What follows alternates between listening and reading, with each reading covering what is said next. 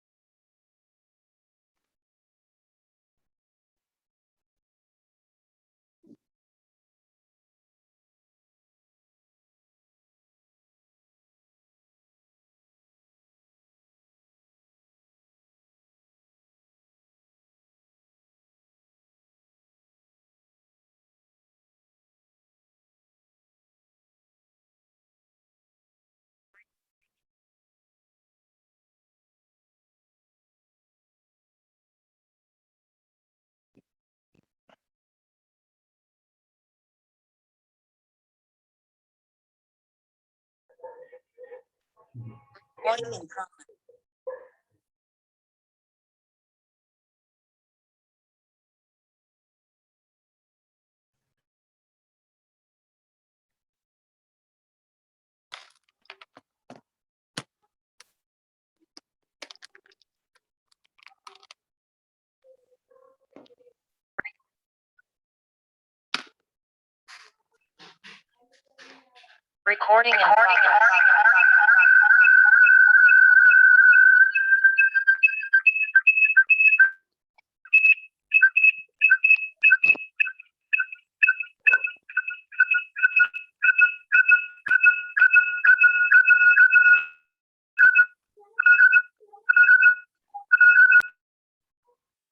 Agustina, no, esto te iba a decir, tenías prendido el micrófono.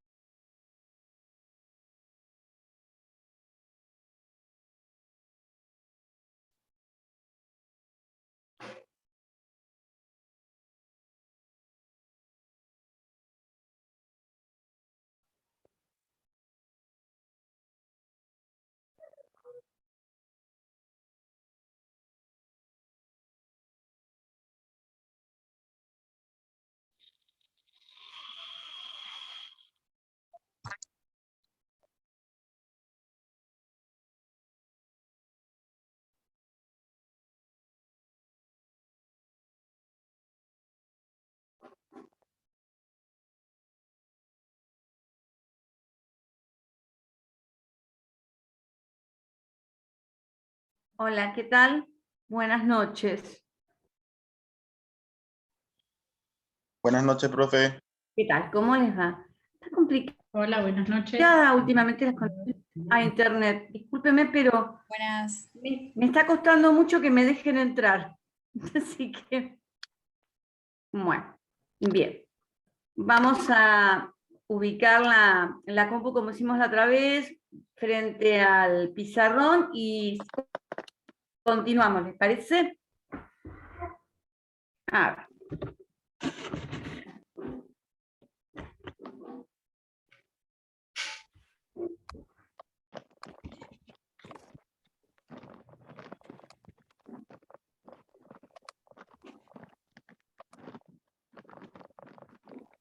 Ahí se ve bien el pizarrón. Se ve perfecto, Sí, doctora. profe. Bien, Le bárbaro. falta- Ok. se ve un poco más la Bueno, parte de nosotros arriba. en la clase... ¿Cómo? Doctora, ¿cómo está? Le falta ver un poco la parte de abajo del pizarrón. A ver. A ver. Ahí se ve mejor. Sí, ahí se ve perfecto. Voy a esperar que me quede perfecto. Pará. No te pongas contenta, Lucía. ¿Ahí? ¿Bien? Sí, ahí ¿Mejor? se ve mucho mejor. Bueno, Gracias. bien. Nosotros habíamos, la clase pasada, habíamos terminado analizando el tema de lo que era la denotación y la designación de las palabras.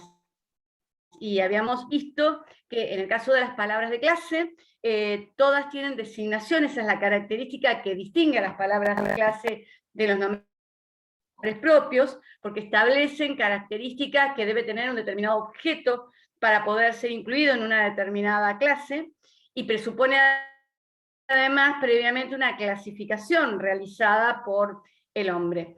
Y las palabras de clase vimos que tenían todas designación, pero podían no tener denotación. En cambio, los nombres propios, todos tenían denotación, pero son términos, los nombres propios, que se caracterizan por prescindir de lo que es la designación. No tienen designación.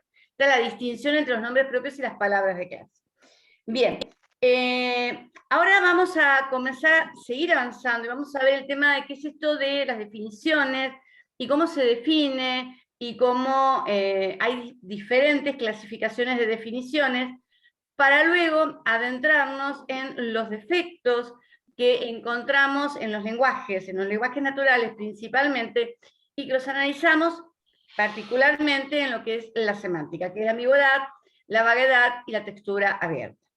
Bien, ¿qué es definir? Definir es algo muy simple, es expresar el significado de un determinado concepto.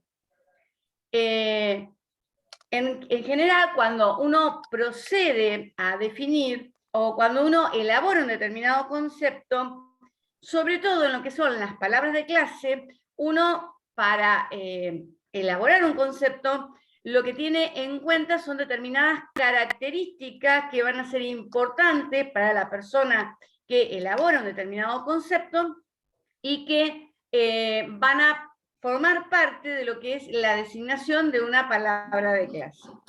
Las características son clasificadas en características principales o definitorias.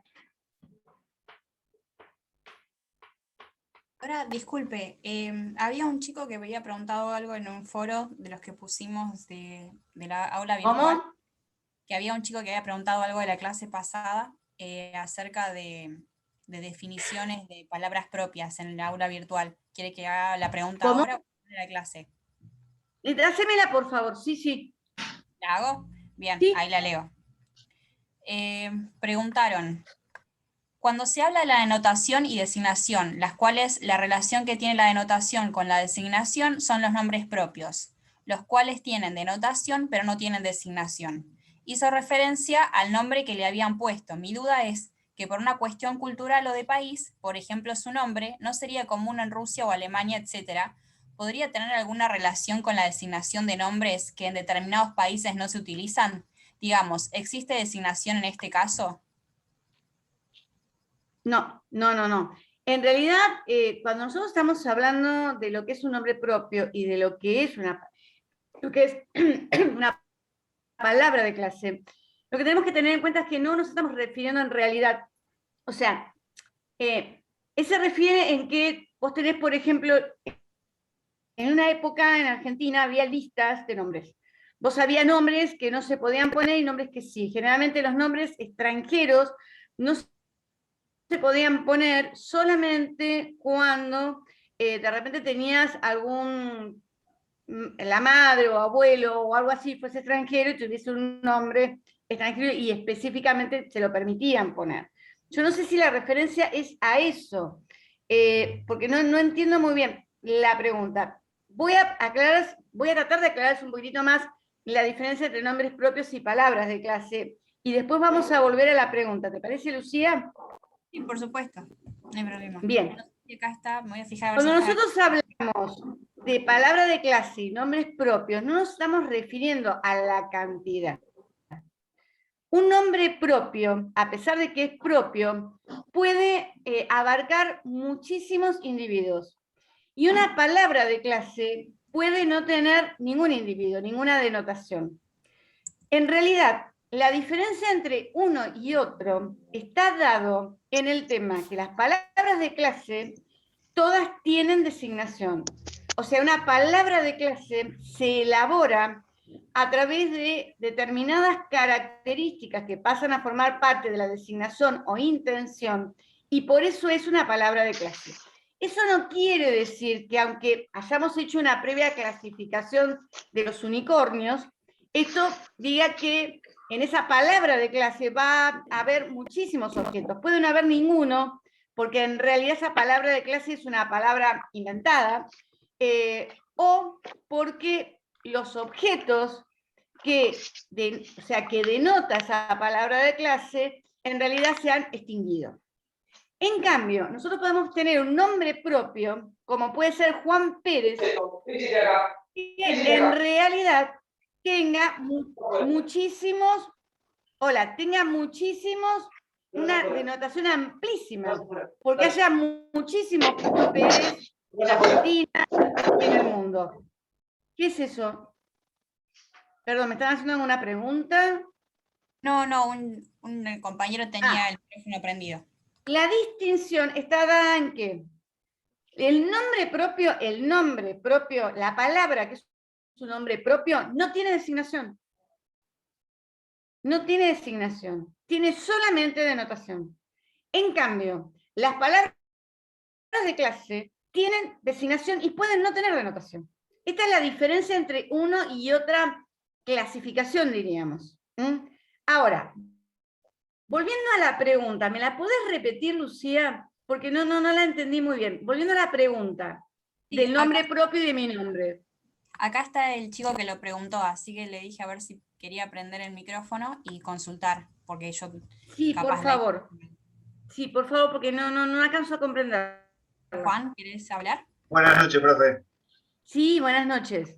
Sí, mi duda era esa, porque hacías referencia al nombre que te habían puesto, por ejemplo, el nombre común que se ponía en Argentina era Mónica. Sí. Mi duda era, ¿se toma como referencia en otros países ese nombre? No sería tan común ponerlo, ¿sí? En ese tema, ¿habría, digamos, designación como referencia o no? No, porque en realidad, No tendría Mónica, los nombres propios, uno no los elabora teniendo en cuenta características. Bien. Elabora un nombre y lo puede poner una persona, o sea, no tiene designación. Ahora vamos a ver qué tiene que ver esto de la designación y las propiedades y las características, a ver si tal vez podamos entender más. Porque las palabras de clase se elaboran teniendo en cuenta características que la persona que elabora ese término le resultan relevantes para poder aplicar ese término a objetos de la realidad que presenten esas características que establece esa palabra de clase. Por ejemplo, las características son principales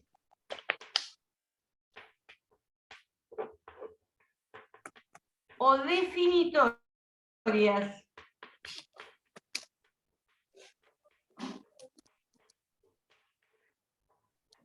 O concomitantes.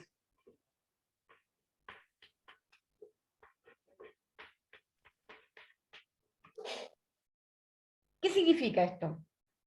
Una característica principal o definitoria es la característica que la persona que elabora la palabra de clase considera que sí o sí debe presentar el objeto de la realidad para poder entrar en esa palabra de clase, para entrar en la denotación de esa palabra de clase.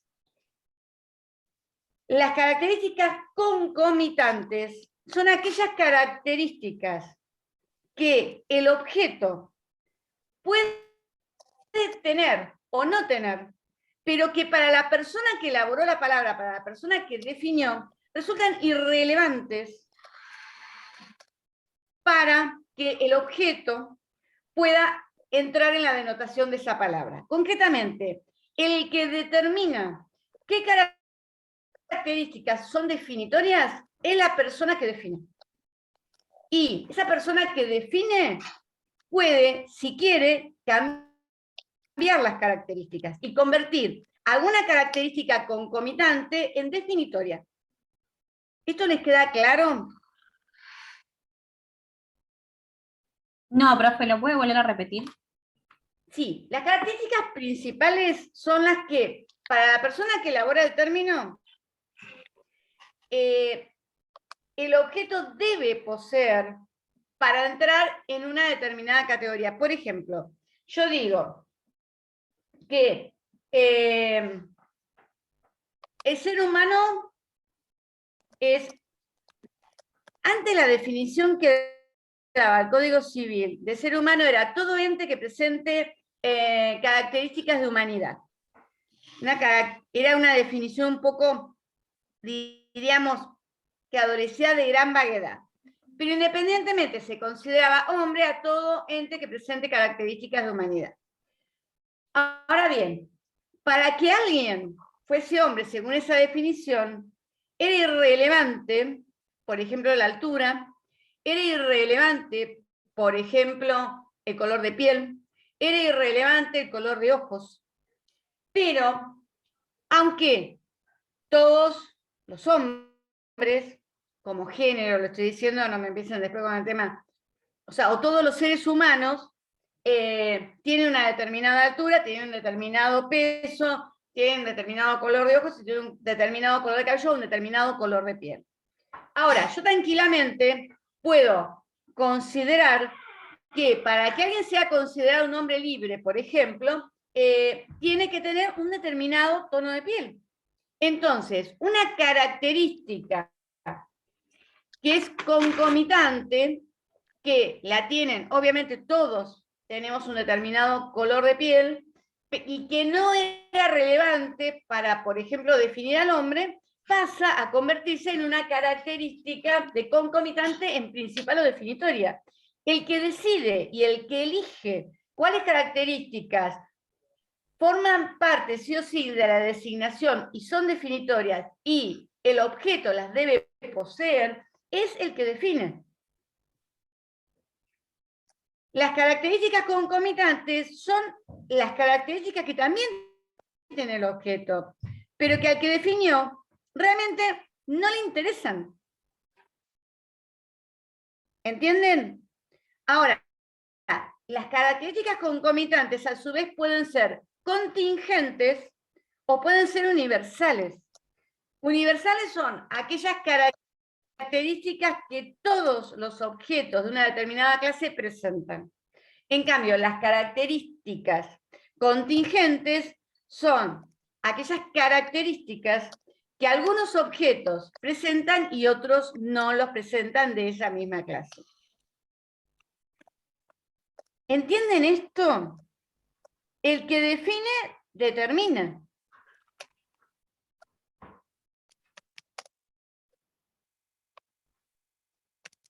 ¿Les queda claro o no?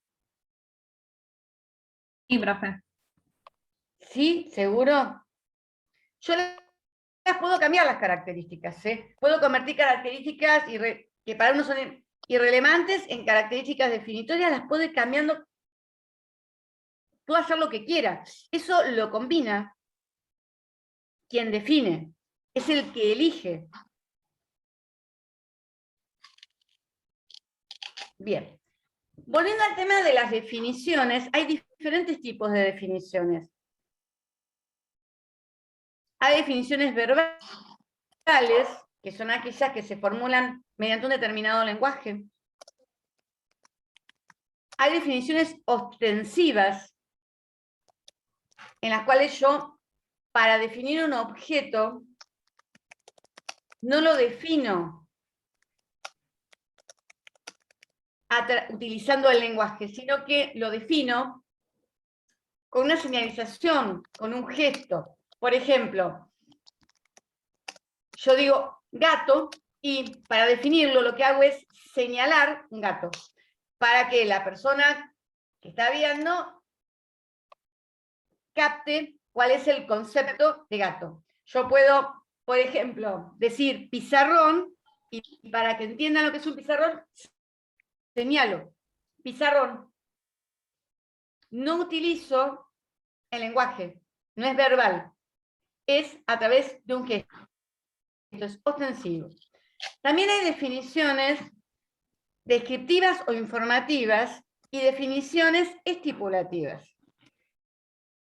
Las descriptivas o informativas son aquellas que simplemente son, por ejemplo, las del diccionario, generalmente, que son verbales y que además son en general descriptivas, que dicen, por ejemplo, cuáles son los diferentes significados de un determinado término, cómo se utiliza un determinado término, informan sobre cuál es el significado de una palabra. En cambio, las estipulativas son las que establecen un determinado significado. Por ejemplo, yo puedo llegar acá y decirles, miren chicos, cada vez que yo nombre derecho en esta clase, voy a estar refiriéndome a derecho como equivalente a derecho objetivo, como un sistema jurídico, como un conjunto de normas. Porque hay otros significados del término derecho. Yo estoy estipulando cuál va a ser el significado que voy a utilizar. O, por ejemplo, yo puedo estipular en un trabajo que esté haciendo que voy a utilizar de manera indistinta los conceptos de ciudadanía y nacionalidad, por ejemplo. Yo estoy estipulando cómo voy a utilizar el significado de un determinado término. También hay definiciones denotativas y hay definiciones designativas. Las definiciones designativas son las que informan sobre las características que tiene que tener un determinado objeto para poder, diríamos, pertenecer a una determinada clase. En cambio, las denotativas lo que hacen es, por ejemplo, yo digo ciudad y digo Roma, Buenos Aires, Mar del Plata, etc. La diferencia entre las denotativas con las ostensivas es que yo en las denotativas, si bien doy ejemplos, los doy verbalmente. En cambio, en las ostensivas yo también lo hago denotando el objeto al cual me refiero, pero no lo hago verbalmente, sino que lo señalo. ¿Les queda claro? Sí, profesora, respecto a lo anterior, cuando habló ¿Cómo? de características, respecto a lo anterior, hay una pregunta en el chat, respecto a características concomitantes. Preguntaron Sí. en el chat, ¿puede ser como en la Alemania nazi había características concomitantes utilizadas para determinar la humanidad de una persona? Sí, por supuesto. No, no es que hubiera características concomitantes. Ellos consideraban algunas características concomitantes del hombre como características definitorias. Por supuesto. Así como también, disculpen, pero saben que cuando se produce el descubrimiento de América por Europa, por los europeos, se tuvo que hacer un concilio religioso, el Concilio Vaticano, para determinar si las personas que habitaban en América eran o no hombres, para determinar si tenían o no tenían alma. Eso fue, se hizo un concilio para eso. No es un tema menor, por supuesto. Con el tema de lo que es la libertad del hombre, con el tema de lo que es considerado un hombre, varían continuamente cuando se define, se toman determinadas características que en unas definiciones son concomitantes como características obviamente definitorias. Fíjense en que había una supremacía de la raza aria en Alemania. Entonces, el tema de una determinada raza era definitoria, una característica definitoria para encuadrar a lo que era el hombre. Por supuesto que es un ejemplo muy acertado. Bien, continuamos, ¿podemos avanzar? Sí, no hay más preguntas en el chat. Bien, bueno, continuando.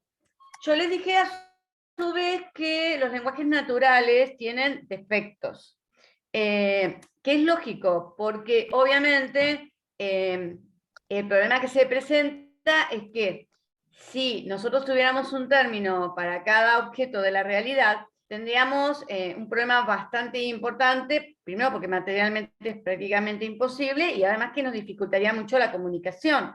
Entonces, por razones de economía, muchas palabras tienen, muchos términos tienen varios significados, y también otro de los problemas que a veces nos encontramos, que está relacionado con el tema de las características, está dado por el tema de lo que es la vaguedad de una palabra. Entonces, ¿qué es la ambigüedad? La ambigüedad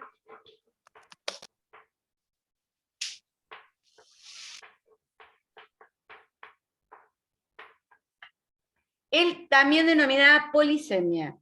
Es cuando nos encontramos con algún término que tiene varios significados. O sea, que tiene más de un significado. El término derecho es un ejemplo de eso. Porque nosotros podemos decir derecho y lo podemos tomar como derecho subjetivo, o sea, el derecho visto desde el punto de vista de la persona a la cual el ordenamiento jurídico le otorga alguna, diríamos, alguna facultad, alguna autorización. También podemos hablar de derecho como derecho objetivo, como un conjunto de normas. Podemos hablar también de derecho cuando nos estamos refiriendo a la ciencia del derecho. Y también hay otros términos que adolecen, muchos términos que adolecen de ambigüedad, como puede ser, por ejemplo, el término banco. Tenemos banco, el banco de la plaza, el banco que utilizamos en casa. También tenemos el banco como entidad crediticia. Vela es otro término ambiguo, porque tenemos la vela que cuando se nos corta la luz utilizamos para alumbrarnos. Tenemos la vela del barco. Generalmente el tema de la ambigüedad nosotros lo solucionamos a través del contexto. Esto es que generalmente en la frase en la cual tengamos insertado la palabra que adolece de ambigüedad, vamos a poder determinar cuál de los significados es el que estamos utilizando. Por ejemplo, si yo digo, estuve arreglando el banco que tengo en casa porque se le había roto una pata. Obviamente van a saber que el significado que estoy utilizando en el término banco es el banco para sentarme que se me rompió. Si yo de repente le digo a mi marido, mira, tengo turno en el banco para mañana a las 10:15 porque tengo que hacer unas operaciones, para saber que me estoy refiriendo a la entidad crediticia.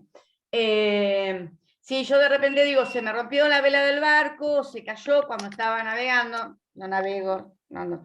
Pero bueno, van a saber en qué sentido estoy utilizando, o si le digo al marido, compraste velas porque parece que se va a cortar la luz y no tenemos velas, sabe que no me estoy refiriendo a qué velas. La ambigüedad, además, puede ser semántica o puede ser sintáctica. Esto lo explica muy bien y claramente Nino, en el capítulo de interpretación del derecho. La ambigüedad semántica es la que surge del, digamos, del contenido, del significado del término. En cambio, la ambigüedad sintáctica surge cuando se producen problemas por la forma de redacción de la frase. Y generalmente es cuando nosotros utilizamos las conectivas IO, en las cuales a veces no queda claro si la hemos utilizado de manera incluyente o excluyente. Les voy a dar, si me esperan un momentito, voy a buscar en el libro de Nino un ejemplo de ambigüedad sintáctica que encuentra él en un artículo del Código Penal, para que a ustedes realmente les quede claro a qué nos estamos refiriendo con ambigüedad sintáctica. O sea, se genera la ambigüedad sintáctica, o sea, aparecen varios significados, no porque los términos que hayamos utilizado adolezcan de una ambigüedad semántica, sino por la redacción de esa frase. Esperen que busco y se los leo. Mientras aprovecho, Raúl y Sofía podrían silenciar el ¿Cómo? No, una indicación para que silencien Ah, bien, bien. Espérenme 2 minutitos, para que les quede más claro. el ruido.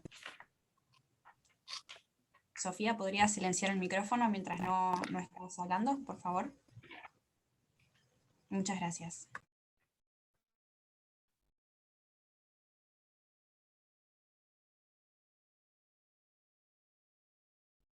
Bien, les leo uno solito y lo van a entender enseguida. El artículo 184, inciso 5 del Código Penal, antes de la reforma por la ley 21.338, agravaba el delito de daño cuando se daban estas circunstancias: ejecutarlo en archivos, registros, bibliotecas, museos o en puentes, caminos, paseos u otros bienes de uso público. El interrogante que planteaba esta redacción era si la exigencia de que fueran de uso público se refería a todos los bienes enumerados o solo a los mencionados después de la disyunción. Se lo vuelvo a leer para que les quede claro. Se agrava el delito de daño cuando se ejecutan archivos, registros, bibliotecas, museos o en puentes, caminos, paseos u otros bienes de uso público. ¿Los bienes de uso público eran todos o solamente los puentes, caminos, paseos u otros bienes?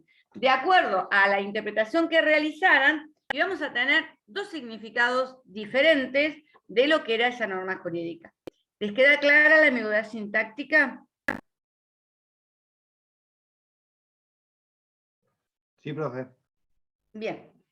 Bueno, vaguedad. ¿Qué es vaguedad? La vaguedad es cuando nos encontramos ante palabras que en las características definitorias que se han tomado en cuenta para, diríamos, para elaborar el concepto, tenemos algunas características que se dan en una situación de continuo en la cual nosotros tenemos situaciones que resultan claras, pero a medida que nos vamos alejando de esa situación de claridad, ahora les voy a dar ejemplos, y nos vamos yendo hacia los extremos, vemos que entramos en una zona de penumbra. Un ejemplo clarísimo. Yo soy un ejemplo clarísimo. El tema de el exceso de peso. La pandemia me ha matado, como creo que a muchos. Bien, entonces, sí, el tema gordo, flaco, vamos a utilizarlos así, no se sientan discriminados porque a veces tenemos, bueno, simplemente lo estoy usando para que quede como ejemplo claro. Gordo, flaco, se van desarrollando en un continuo. Nosotros tenemos situaciones en las cuales es clarísimo que la persona es flaca, y tenemos situaciones en las cuales es clarísimo que una persona es gorda. Ahora, estamos en esas situaciones en las cuales estoy rellenita. ¿En dónde estoy? ¿En qué límite?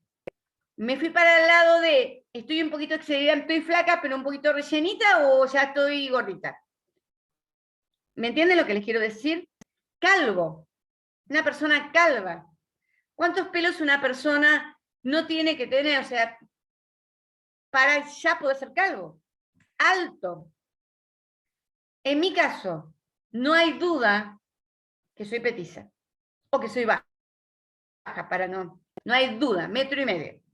Pero una mujer que ya está con 1,62 m, 63 en nuestra sociedad, es petiza, es normal, es alta, cuando estamos yendo hacia el 1,70 m, entonces tenemos situaciones en las cuales una mujer en nuestra sociedad de 1,70 m es alta, una mujer en nuestra sociedad de 1,56 m, como soy yo, es baja. Pero entre el 1,56 m y el 1,70 m, a medida que vamos subiendo, entramos en la zona de penumbra que no sabemos dónde se aplica uno de los términos y se aplica otro.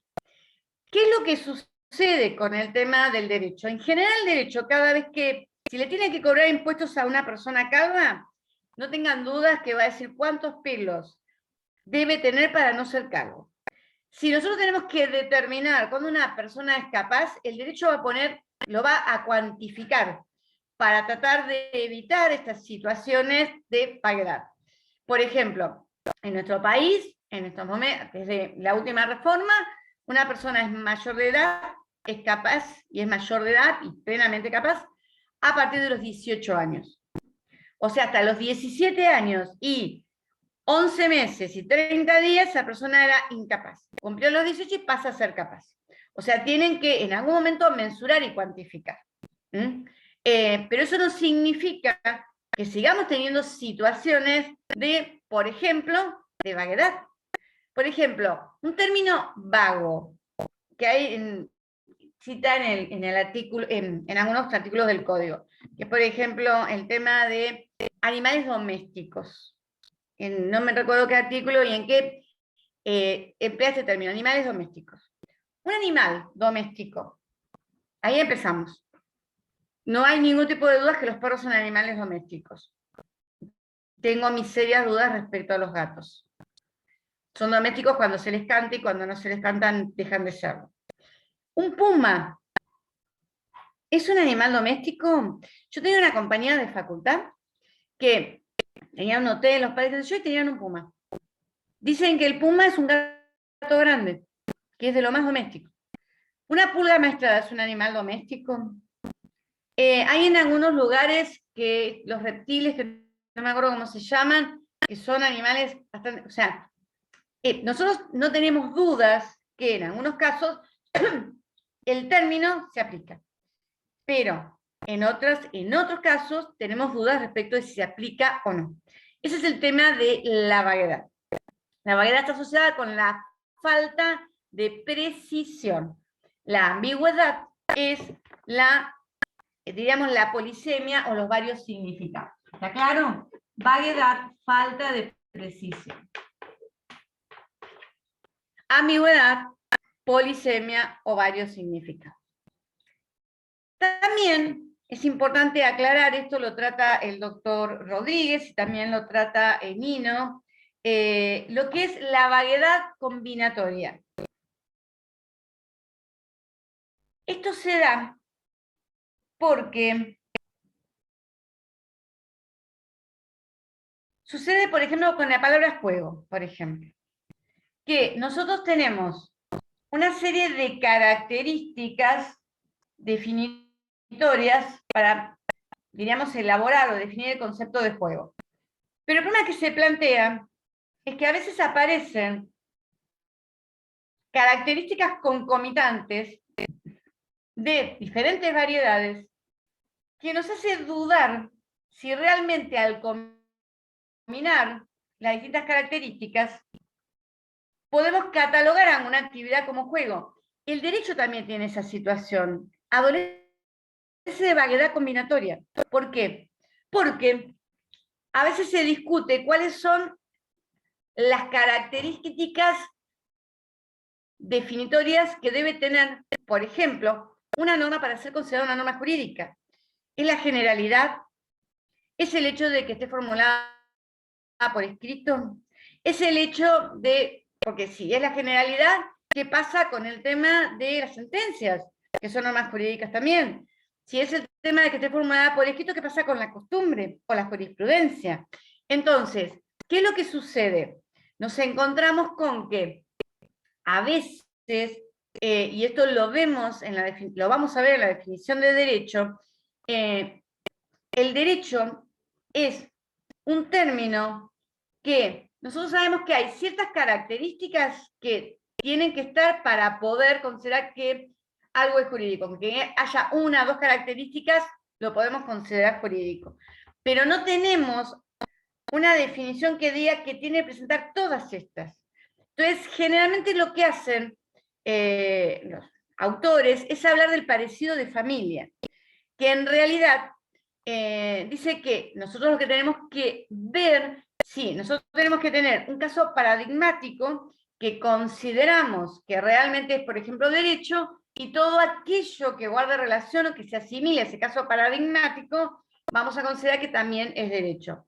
Dicen que es como los parecidos de familia. Por ejemplo, en la familia, las personas no son idénticas, presentan características distintas, pero presentan algunas características comunes que hacen que uno se dé cuenta que forman parte de la misma familia. Por ejemplo, la gente que me ve a mi hermano y a mí dicen, se nota que son hermanos. Y sin embargo, mi hermano no es 1,5 metros como yo, es una persona más normal, mide unos 75. Yo tengo el pelo ondulado y tiene el pelo lacio, pero los que nos ven dicen que tenemos un cierto parecido. Obviamente que tenemos características comunes que hacen que pertenezcamos a una misma familia. El derecho presenta esta situación de vaguedad combinatoria. Bien, y hay otro tema que es la textura abierta.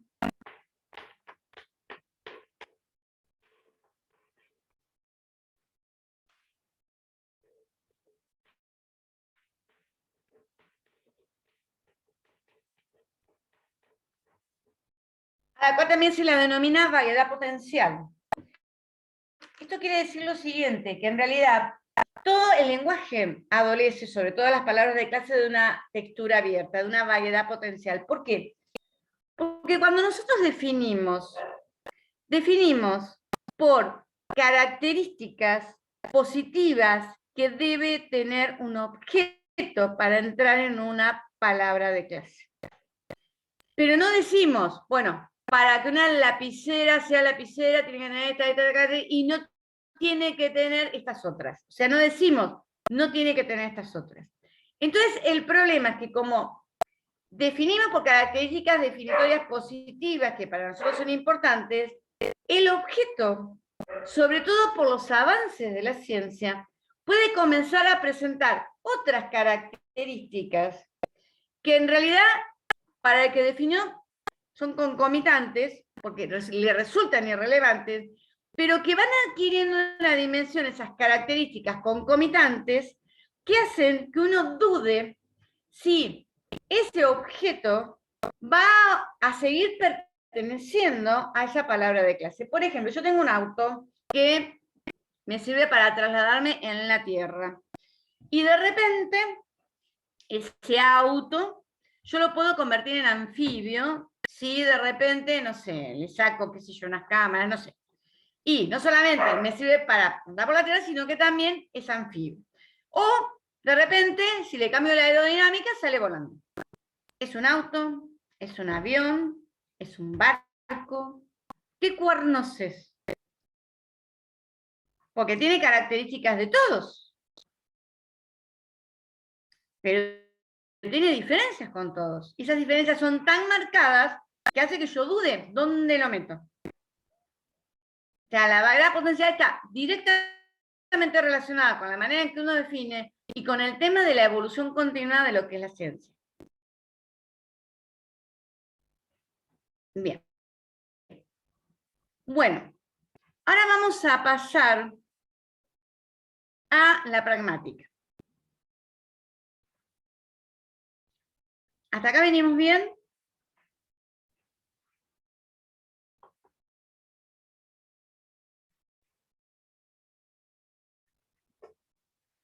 Doctora, una pregunta.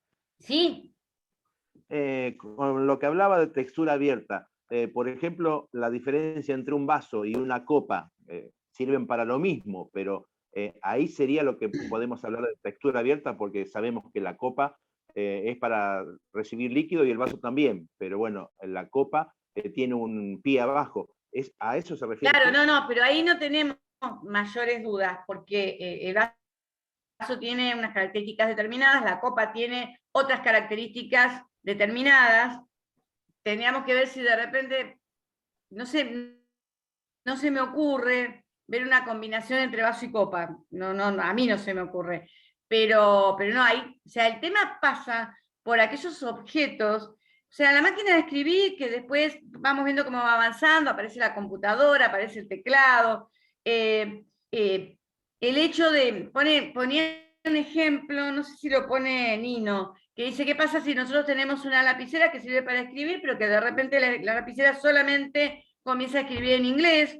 Que sería una maravilla, por ejemplo, que podamos, o empieza a escribir en un determinado idioma, o de repente yo quiero escribir, lo único que escribe son cuentos, o qué sé yo, o una novela. Entonces, ¿eso es una lapicera realmente o es algo diferente? Porque me sirve para escribir, pero escribe lo que se le canta. Entonces ese es el tema, concretamente. O sea, tiene todas las características de una lapicera, pero algunas características tan particulares y comienzan a ser tan relevantes que a mí me hacen entrar en dudas si realmente no tengo que crear otra palabra para poder llamar a esa lapicera tan especial que hace esas cosas tan raras. Pasa por ahí el tema. Gracias, Bien. doctora. Bueno, ¿qué es la pragmática? Una Ayer. Sí. Sí, en el chat preguntan, ¿la vaguedad aparece en cuestiones intangibles o cosas intangibles? No. La vaguedad aparece en cosas muy concretas. O sea, la vaguedad está relacionada con la manera en que definimos.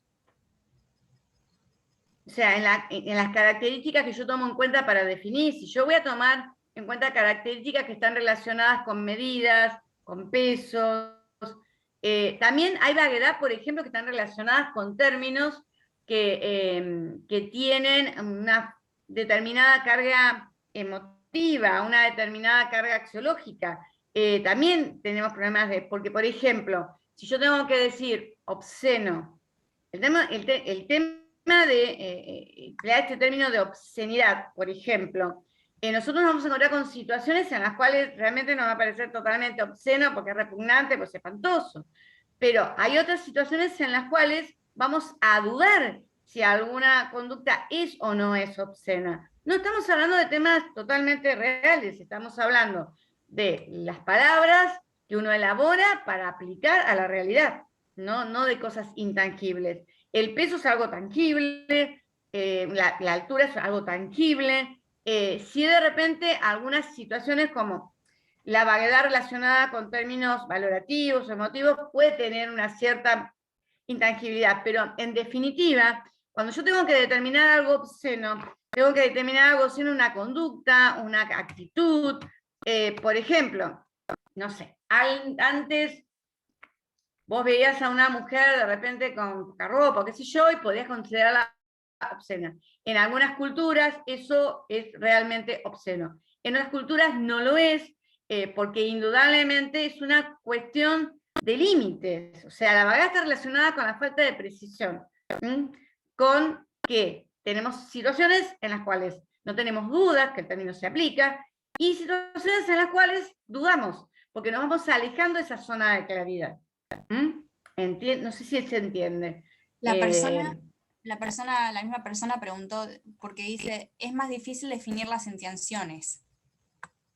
Capaz es más difícil, discúlpame.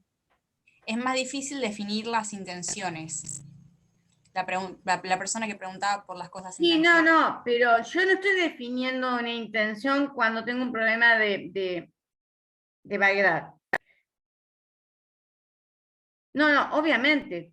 No sé si todo depende del criterio de quien observa. Si yo, por ejemplo, tengo que determinar que una persona es flaca o es gorda, en realidad tiene que ver si tal vez de repente con quien uno tal vez observe, ¿no? O interprete. Y también tiene que ver un poco con la determinada cultura. O sea, por ejemplo, los países, la gente de países de repente anglosajones o de raza aria, son personas generalmente más grandes, más obesas, o sea, pero tiene que ver un poco con los criterios de cada sociedad, pero también con los criterios que uno tiene para definir. El tema de la vaguedad es un tema de falta de precisión, que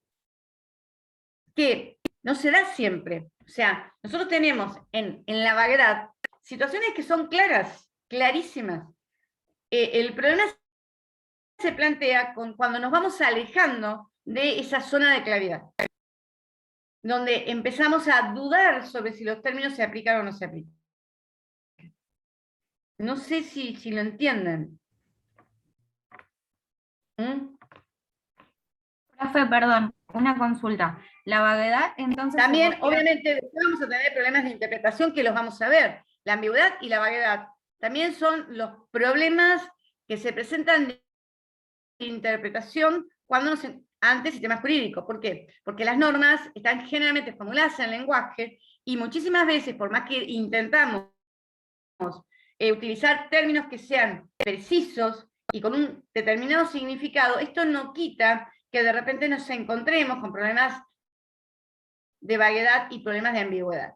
Y en definitiva, el que termina estableciendo el significado de cada uno de los términos es el que interpreta. Esto después lo vamos a ver en interpretación nuevamente. ¿Entendieron? Hola. Creo Ah, que sí, había sí. una chica que No, me se parecía entendió. que había quedado congelada, discúlpeme, que había quedado sin conexión. Bien.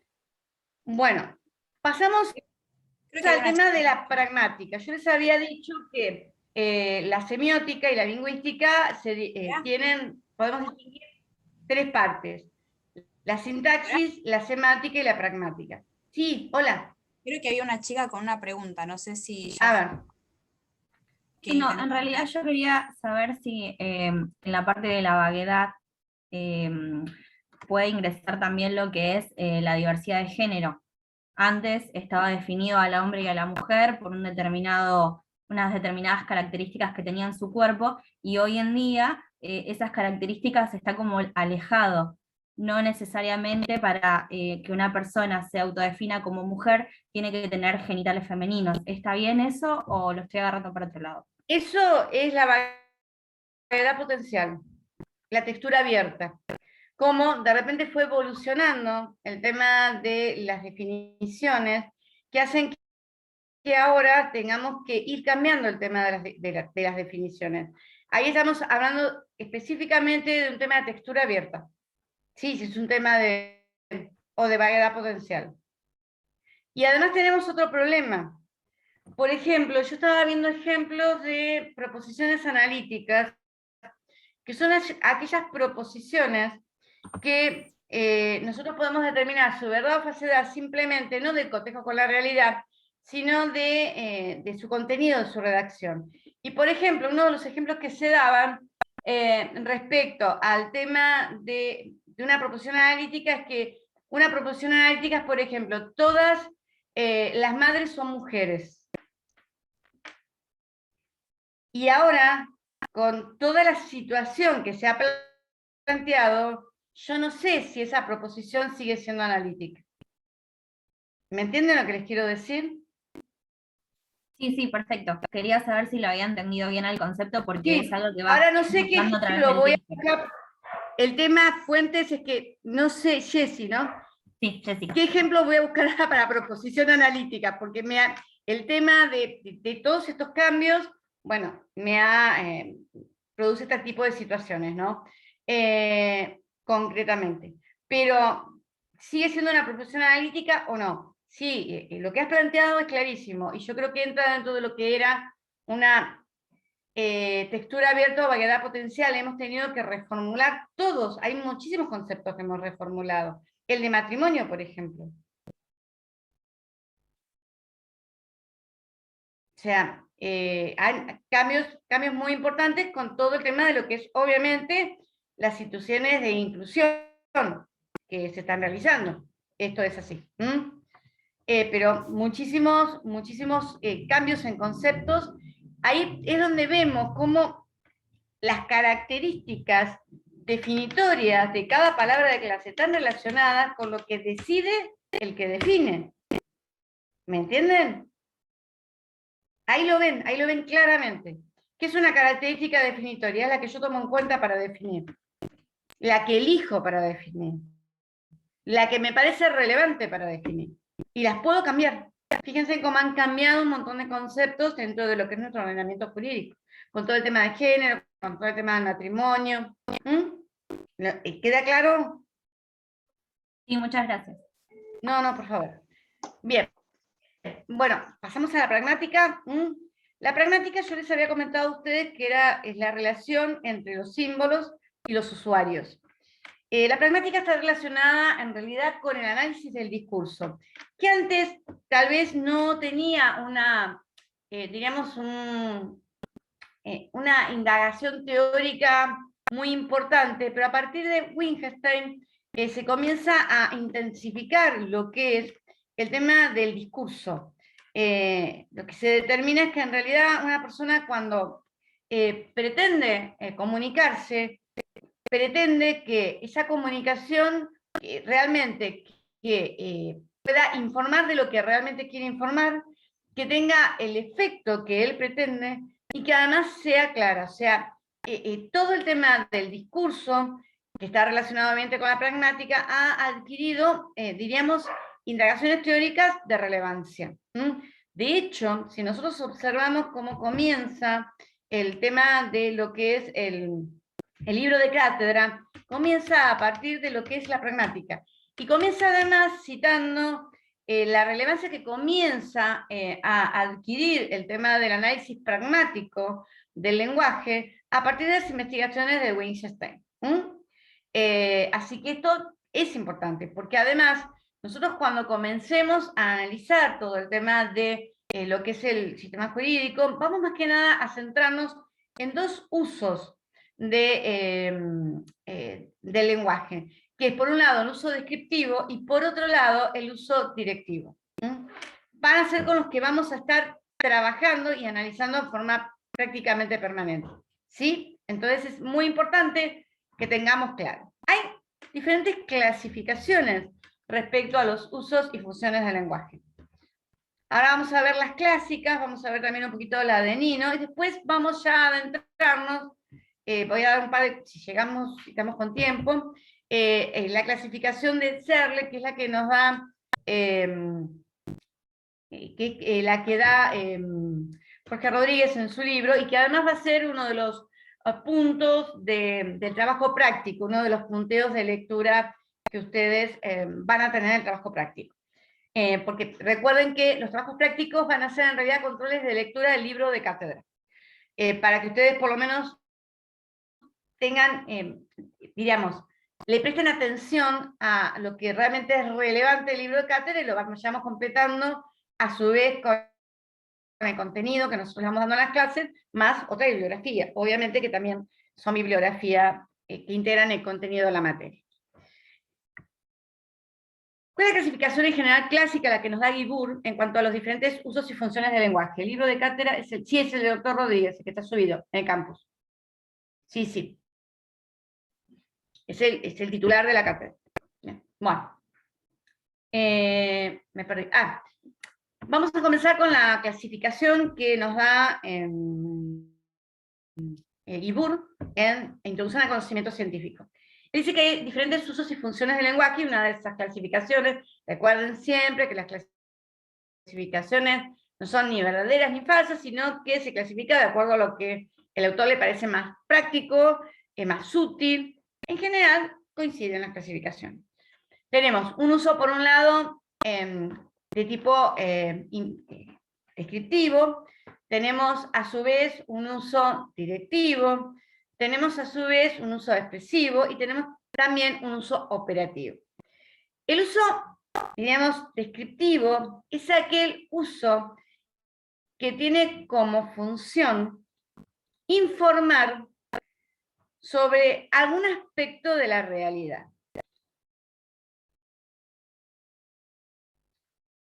Generalmente, o sea, ¿cómo se hace eso? Se hace a través de proposiciones que son el significado de oraciones descriptivas. Estas proposiciones que son el significado de una descripción son susceptibles de verdad o falsedad. ¿Por qué? Porque como informan sobre un aspecto de la realidad, nosotros podemos verificar si esa información, si esa descripción coincide o no coincide con la realidad. Si coincide, esa proposición va a ser verdadera, si no coincide, va a ser falsa.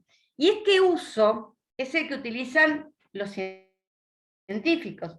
Es el lenguaje de los científicos. Los científicos lo que hacen es informarnos sobre diferentes aspectos de el sector de la realidad que tienen como objeto de investigación la ciencia en la cual él se encuentre trabajando. Por eso cuando nosotros hablamos de que conocimiento científico es un conocimiento legal, no es porque elabore leyes prescriptivas, sino simplemente porque elabora leyes que describen determinados aspectos de la realidad. A su vez, hay otro uso al cual llamamos directivo, que tiene como función influir en la conducta de otra persona. Yo puedo influir en la conducta de otra persona con diferentes intensidades.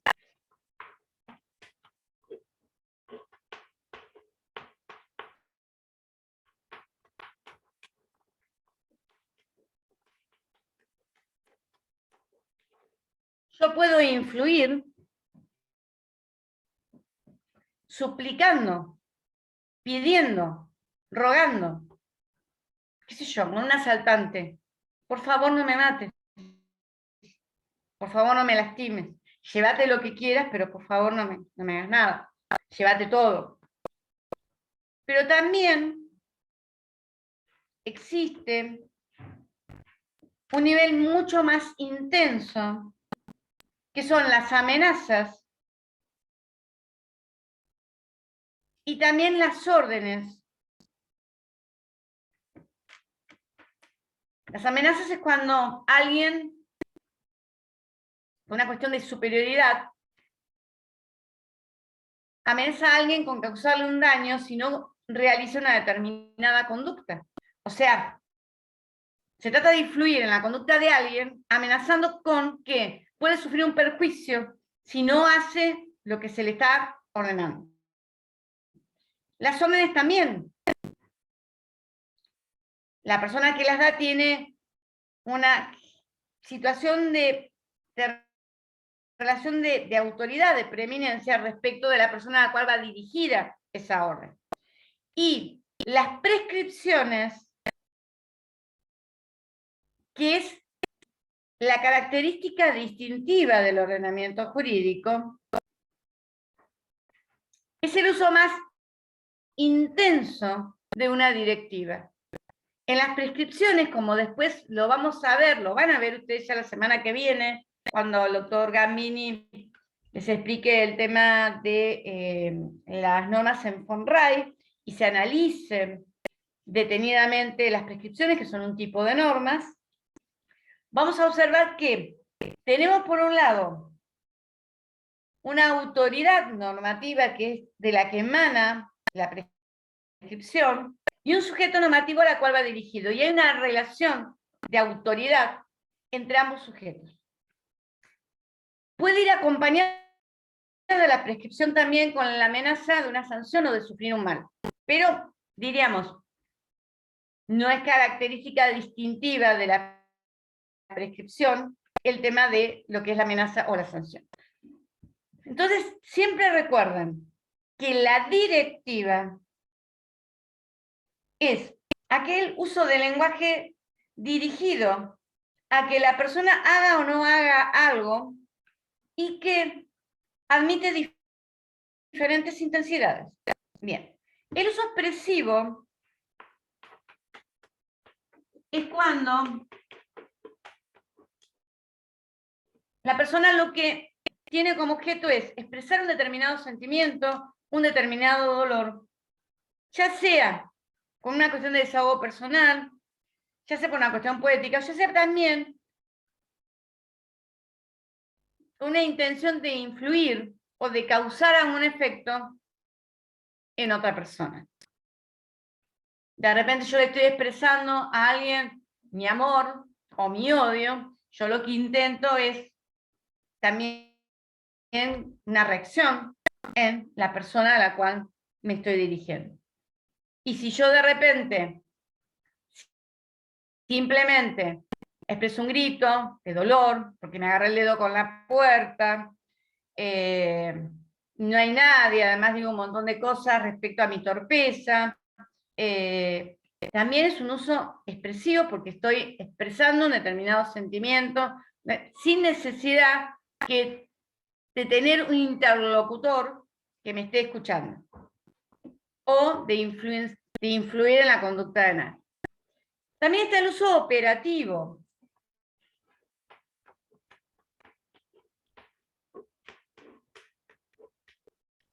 Que es cuando lo que yo hago con el uso del lenguaje es simplemente, utilizando determinados símbolos, producir un cambio en la realidad. Por ejemplo, cuando el jefe de registro civil dice, los declaro unidos en matrimonio. O sea, el hecho de pronunciar esas palabras opera un cambio en el estado civil de las personas que están frente al oficial del registro civil, al jefe de registro civil.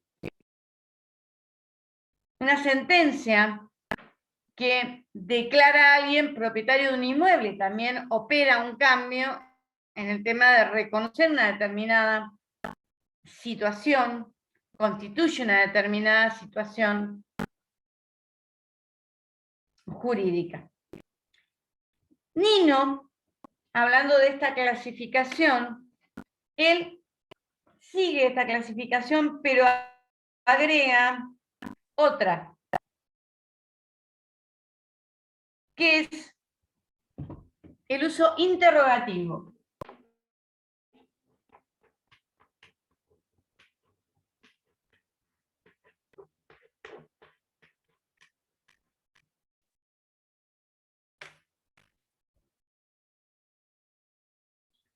En realidad, el uso interrogativo, Guibur, lo incluye dentro del uso directivo, porque dice que cuando uno le pregunta algo a alguien, lo que pretende es que le responda, o sea, lo que pretende es que, obviamente, influir en la conducta de esa persona.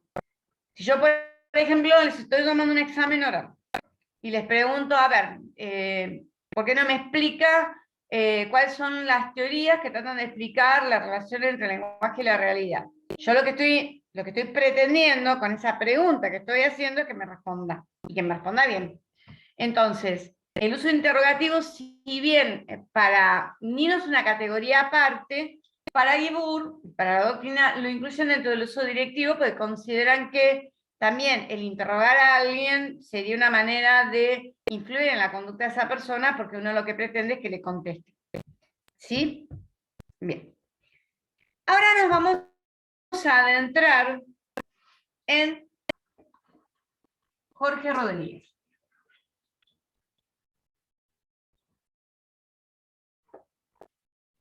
Les voy a decir simplemente una serie de consideraciones y ya después terminamos, porque después continúa el doctor Gamini, y en la última clase yo lo que voy a hacer es completar algunos conceptos, voy a hablar más que nada con Eduardo, para ver específicamente qué temas concretamente abordó, y los que queden ahí dando vueltas, que estén relacionados con el trabajo de control de lectura del libro de Rodríguez, se los termino explicando yo en la última clase respecto de esta unidad. ¿Les parece?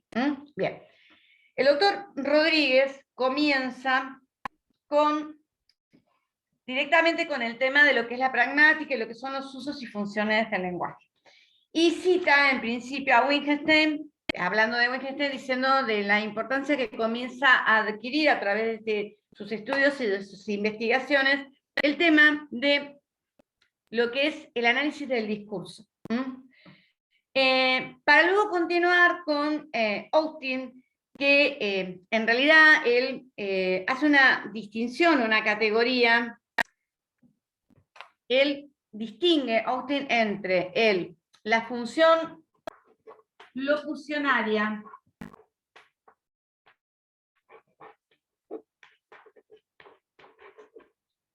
ilocucionaria.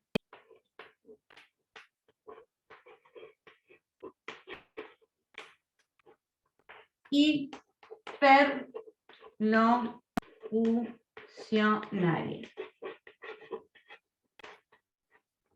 A ver, ¿me pueden hacer un favor? Saquen una hoja. Van a escribir un par de cosas que yo me las van a mandar inmediatamente por mail. Es como una evaluación en este momento. Por favor. Bien, saquen todos una hoja. Va a ser evaluativo además. Y por favor, Lucía, después dales tu mail para que te lo manden. Apenas termino, tienen 5 minutos para mandarlo. A ver, chicos, ¿qué sintieron con esto? Cuéntenme. Nervios. Bien, Una presión espantosa, profe. bien. Susto. Bien, entonces, yo les comento. La función locucionaria es el acto del habla, lo que yo dije. Saquen una hoja. La función ilocucionaria es qué función cumplí con eso. Uso directivo, obviamente. Y la función perlocucionaria es el efecto que a ustedes les causó lo que yo dije. Un susto terrible. ¿Qué les pasó a esta loca día viernes a las 9:30 de la noche diciendo que saquemos una hoja? ¿Qué le pasa a esta mujer? ¡Por Dios! Bien. ¿Está claro? Sí.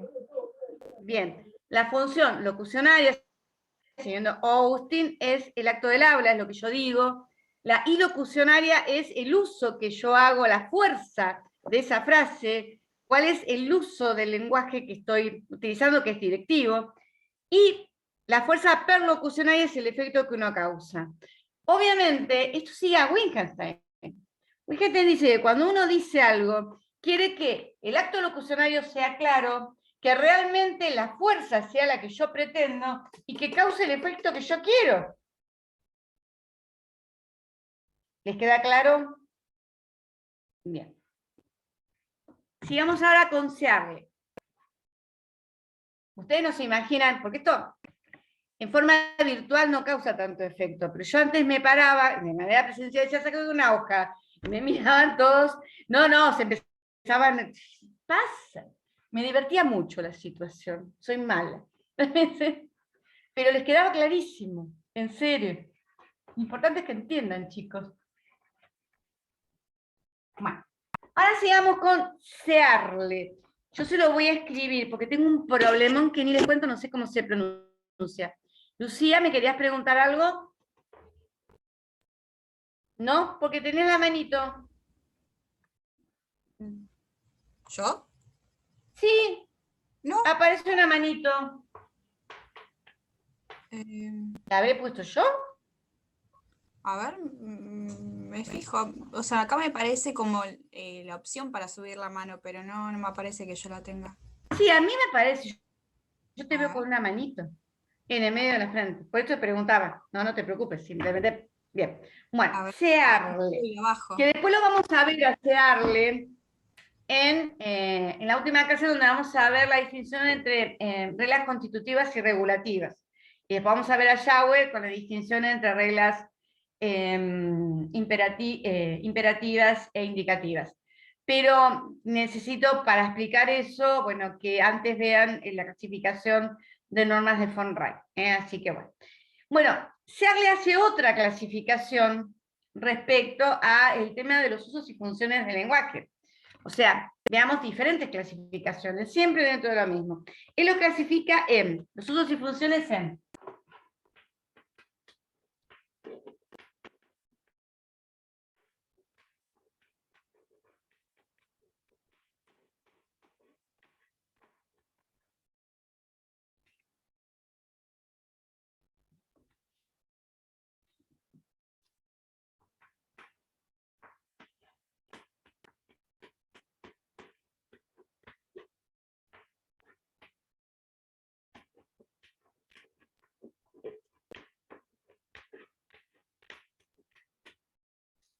que cambio de tiza.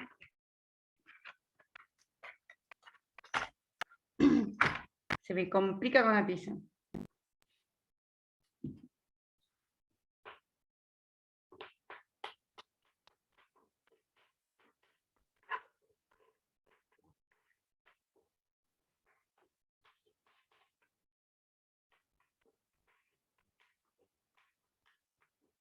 Bien. Se habla de otra clasificación sobre los usos y funciones. Los distingue entre representativos, directivos, compromisorios, expresivos y declarativos. Los directivos son, bueno, un poco lo que engloba a ellos, los que ya hemos observado y analizado, que es cuando nosotros intentamos influir en la conducta de una persona. Los representativos, en ese caso, el hablante se compromete en explicar sobre un aspecto de la realidad, sería algo similar, diríamos, a lo que sería el uso descriptivo. Los compromisorios es cuando el hablante se obliga a hacer una cierta cosa, por ejemplo, prometer, jurar. Los expresivos están similares a lo que ya explicamos, en donde el hablante lo que intenta es expresar un sentimiento simplemente por expresarlo, para influir en la conducta del otro, y los declarativos son los que nosotros, los otros autores consideran operativos.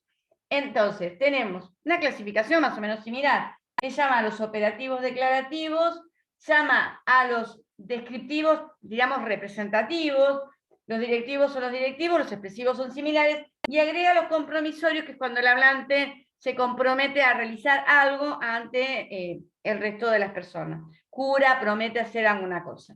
O sea, es otra clasificación que en algunos aspectos coincide o agrega algunas categorías que realiza ese hable. Entonces, siempre estamos dentro de diferentes clasificaciones sobre los usos y funciones del lenguaje. Vimos la que nos da Guibur, vimos la que agrega Nino, y vimos en definitiva también las que agrega Searle, porque Searle en realidad está agregando los compromisorios, porque los demás son más o menos lo que ya habíamos nosotros analizado.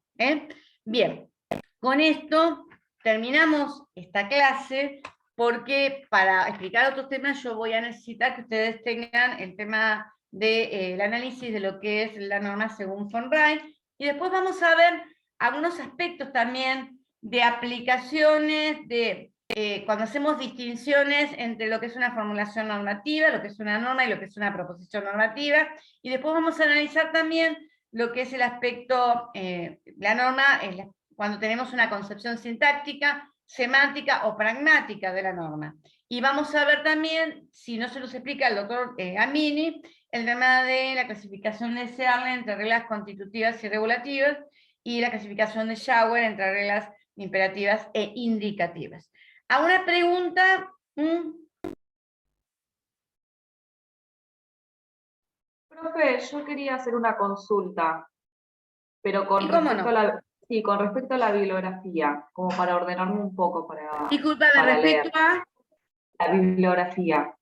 a la bibliografía. Sí. Sí, dale. Por lo que dice acá en estoy viendo el campus, en la unidad 1, tendríamos que empezar ya a leer de Rodríguez el capítulo 1, Nino capítulo 2, por lo que veo, y el capítulo 5, todos los puntos que marcan las fuentes de estudio, ¿no? Bien, no, a ver, vamos ordenándonos. Lenguaje. O sea, toda la parte que yo estuve dando de introducción, recién acá empezó con el libro de cátedra. Todo lo que se estuve diciendo lo pueden ver. De Guibur, capítulo 1, o de Portela, capítulo 1, o de Nino, capítulo de interpretación, la primera parte, y capítulo de norma jurídica, primera parte, donde habla de los usos y funciones del lenguaje. O sea, de cualquiera, no es necesario que lo vean de los tres. Si lo ven de Guibur, ya está. Y con la explicación que les di es completo. Lo importante es que entiendan los conceptos básicos sobre el lenguaje. ¿Sí? Perfecto, era para organizarme un poco Bien. con la lectura.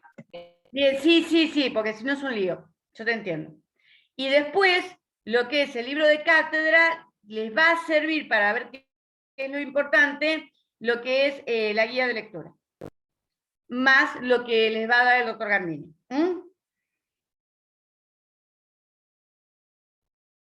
Profe, cuando hablas del libro de cátedra es el de Rodríguez, ¿no? Jorge Rodríguez, libro de cátedra. En realidad, el libro del titular de la cátedra. Perfecto. Para que quede más claro, porque la verdad pasa.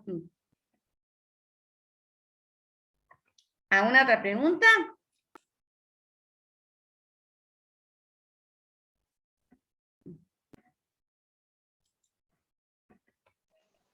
En el chat no hay nada por ahora. No sé si alguien se quedó con alguna. A ver, por ahí me está levantando la mano Verónica. Verónica, hola. Sí, te escucho, pero tenés que abrir el micrófono, si no, estamos en un problema. Sí, estaba esperando que terminen de hablar, sí. Me quedó una duda en esto que se escribió ahora en declarativos, que era lo mismo que operativos, que produce un cambio de la realidad, ¿es eso? El declarativo es igual al operativo. O sea, la Que utilización produce un cambio de la realidad. de determinadas palabras solamente por su utilización opera un cambio en la realidad. Por eso viene de Eso. operativo. Exacto, gracias. En realidad, ¿sabe que agrega? Es el compromisorio, porque el representativo en realidad es un uso descriptivo, el directivo es el directivo, el expresivo también, y el declarativo es el operativo. ¿Sí? El que cambia, sí. Sí. Son diferentes clasificaciones, no se confundan mucho, chicos. Hicieron una pregunta en el chat.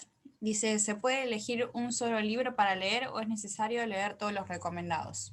No, lo que yo les digo es que en el tema del lenguaje, elijan uno.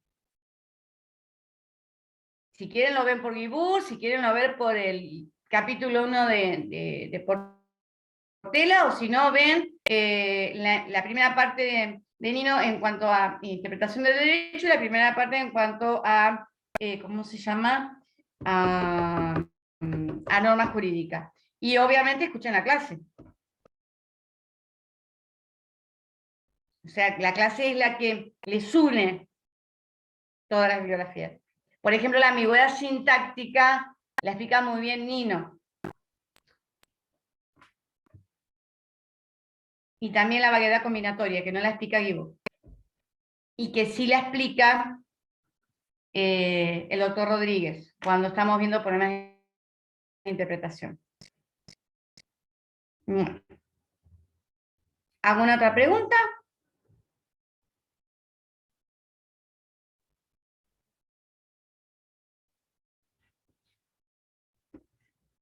Bien, entonces, ¿damos por terminada la clase, chicos? Bueno, Sí, profe. Bueno, nos vemos la semana que viene. A fin de la semana nos estamos viendo nuevamente. Suerte, que tengan un buen fin de semana. Chao. Buenas noches. Muchas gracias. Semana. Hasta luego.